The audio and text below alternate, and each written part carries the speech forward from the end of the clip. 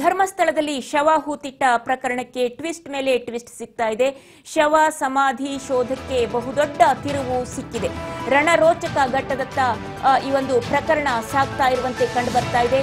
ಹತ್ಯೆ ನಾಪತ್ತೆ ಪ್ರಕರಣ ಎಸ್ಐಟಿ ಅಧಿಕಾರಿಗಳಿಗೆ ಸಿಕ್ತು. ಮತ್ತೊಂದು ಸೀಕ್ರೆಟ್ ಎಸ್ಐಟಿ ಅಧಿಕಾರಿಗಳಿಗೆ ಮತ್ತೊಂದು ಸೀಕ್ರೆಟ್ ಸಿಕ್ಕಿದೆ ಅನ್ನುವಂತಹ ಮಾಹಿತಿ ಲಭ್ಯ ಆಗ್ತಾ ಇರುವಂತದ್ದು. ಸಾವಿನ ಸಮಾಧಿಯನ್ನ ಅಗೀತಾ ಇರುವಂತಹ ಎಸ್ಐಟಿಗೆ ಇದೀಗ ಮತ್ತೊಂದು ಬಲ ದೊರೆತಿದೆ ಅನ್ನುವಂತಹ ಮಾಹಿತಿ ಲಭ್ಯ ಆಗ್ತಾ ಇದೆ.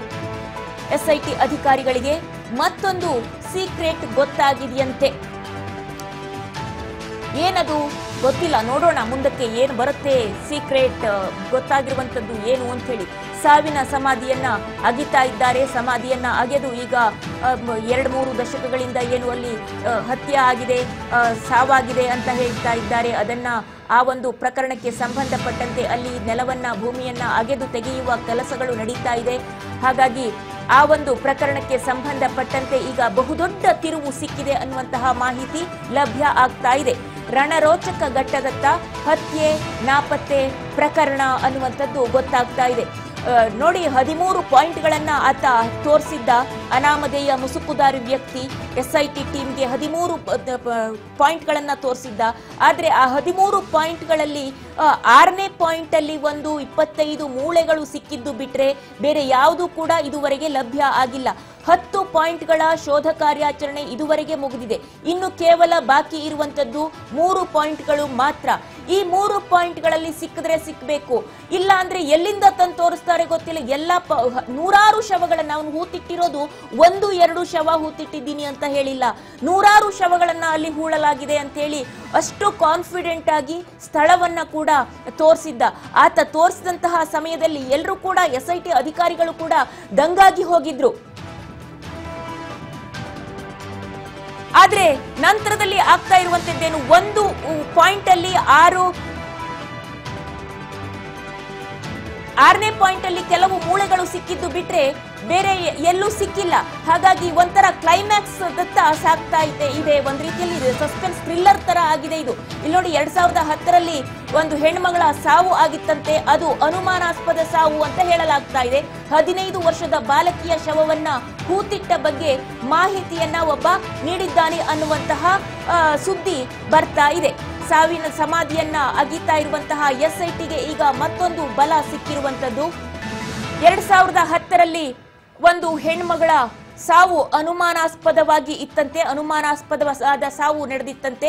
15 ವರ್ಷದ ಬಾಲಕಿಯ ಶವವನ್ನ ಹೂತಿಟ್ಟ ಬಗ್ಗೆ ಒಬ್ಬ ಮಾಹಿತಿಯನ್ನ ನೀಡಿದ್ದಾನೆ. ಆ ಬಗ್ಗೆ ಮಾಹಿತಿ ಲಭ್ಯ ಆಗಿದೆ. ಶವದ ಜಾಗ ಗೊತ್ತಿರೋ ಬಗ್ಗೆ ಎಸ್ಐಟಿಗೆ ಸ್ಫೋಟಕ ಸುಳಿವನ್ನ ಮತ್ತೊಬ್ಬ ಪ್ರತ್ಯಕ್ಷದರ್ಶಿ ನೀಡಿದ್ದಾನೆ ಅನ್ನುವಂತಹ ಮಾಹಿತಿ ಲಭ್ಯ ಆಗ್ತಾ ಇರುವಂತದ್ದು.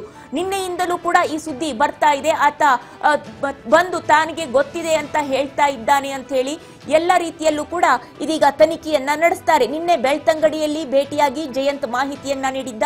ಆ ವ್ಯಕ್ತಿಯ ಹೆಸರು ಜಯಂತ್. ಟಿ ಜಯಂತ್ ಹೇಳಿಕೆಯಿಂದ ತನಿಖೆಗೆ ಮತ್ತಷ್ಟು ತಿರುವು ಸಿಕ್ಕಿದೆ. ಈತ ಮುಸುಕುದಾರಿ ಅಲ್ಲ, ಅನಾಮಧೇಯ ಅಲ್ಲ, ಈತನಿಗೆ ಹೆಸರಿದೆ ಟಿ ಜಯಂತ್. ಜೀವನದಲ್ಲಿ ಆಗಿರುವ ಕಹಿ ಘಟನೆಗಳ ಬಗ್ಗೆ ಕೂಡ ದೂರನ್ನ ನೀಡಿದ್ದಾನೆ ಅನ್ನುವಂತಹ ಮಾಹಿತಿ ಕೂಡ ಲಭ್ಯ ಆಗಿದೆ.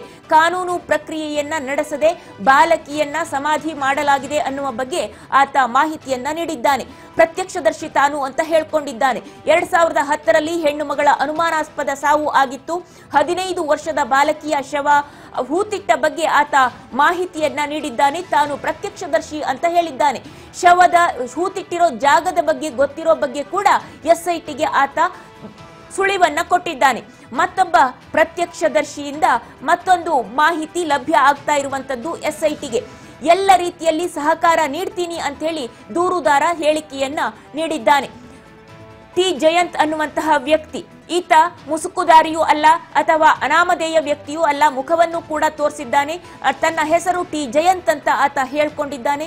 ಜೊತೆಯಲ್ಲಿ ತಾನು ಹೇಳ್ತೀನಿ, ಎಲ್ಲಿ ಜಾಗ ಹೂತಿಟ್ಟ ಬಗ್ಗೆ ತನಗೆ ಗೊತ್ತಿದೆ ಆ ಜಾಗದ ಬಗ್ಗೆ ಅಂತ ಹೇಳಿ ಮಾಹಿತಿಯನ್ನ ನೀಡಿದ್ದಾನೆ.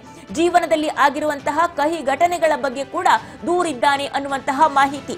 ಕಾನೂನು ಪ್ರಕ್ರಿಯೆ ನಡೆಸದೆ ಆ ಒಂದು 15 ವರ್ಷದ ಬಾಲಕಿಯನ್ನ ಹೂತಿಡಲಾಗಿದೆ, ಸಮಾಧಿ ಮಾಡಲಾಗಿದೆ ಅನ್ನುವ ರೀತಿಯಲ್ಲಿ ಆತ ಹೇಳಿದ್ದಾನೆ. 2010ರಲ್ಲಿ ನಡೆದಂತಹ ಘಟನೆ ಅದು. ತಾನು ಪ್ರತ್ಯಕ್ಷದರ್ಶಿ, ಅದರ ಬಗ್ಗೆ ನಾನು ಮಾಹಿತಿಯನ್ನ ನೀಡ್ತೇನೆ. ಇಡೀ ತಂಡ ಇಷ್ಟೊಂದು ಶ್ರಮ ವಹಿಸಿ ಅಲ್ಲಿ ಆಗಿರುವಂತಹ ಹತ್ಯೆಗಳ ಬಗ್ಗೆ, ಅತ್ಯಾಚಾರಗಳ ಬಗ್ಗೆ ಕೆದಕ್ತಾ ಇದೆ, ಪ್ರಕರಣವನ್ನ ತನಿಖೆ ನಡೆಸ್ತಾ ಇದೆ. ಹಾಗಾಗಿ ತಾನು ಕೂಡ ಇದಕ್ಕೆ ಬಲವನ್ನ ಕೊಡಬೇಕು. ನನಗೆ ವಿಷಯ ಗೊತ್ತಿದೆ, ಈ ವಿಷಯದ ಬಗ್ಗೆ ಗೊತ್ತಿರುವಾಗ ತಾನು ಇನ್ನಷ್ಟು ಪುಷ್ಟಿಯನ್ನ ನೀಡಬೇಕು ಅನ್ನುವ ಕಾರಣಕ್ಕಾಗಿ ಟಿ ಜಯಂತ್ ಅನ್ನುವಂತಹ ವ್ಯಕ್ತಿ ಮಾಹಿತಿಯನ್ನ ನೀಡಿದ್ದಾನೆ. ಇನ್ನು ಧರ್ಮಸ್ಥಳದಲ್ಲಿ ಶವ ಹೂತಿಟ್ಟ ಪ್ರಕರಣಕ್ಕೆ ಈ ರೀತಿಯಾಗಿ ಟ್ವಿಸ್ಟ್ ಮೇಲೆ ಟ್ವಿಸ್ಟ್ಗಳು ಸಿಗ್ತಾ ಇರುವಂತದ್ದು.